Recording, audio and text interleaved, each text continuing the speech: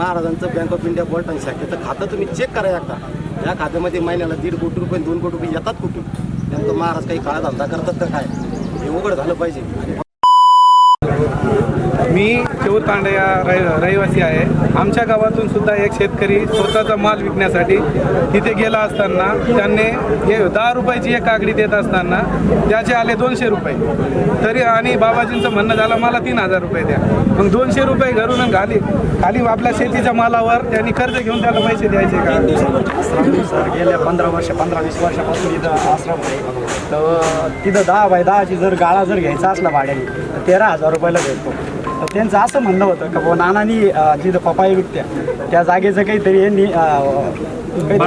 काहीतरी भाडं तत्वावर द्यावं, असं चुकीचं काम ते महाराजांनी केलेलं आहे. परंतु महाराजचं वागणं असे, ज्या गावात आश्रमासाठी ज्या लोकांनी जमीन दिली महाराज त्या लोकांना देखील तिथे किंमत देत नाही. आणि बाहेरगावचे असे अनेकशे भक्त आहेत की ते महाराजांवर अमाप माया करतात.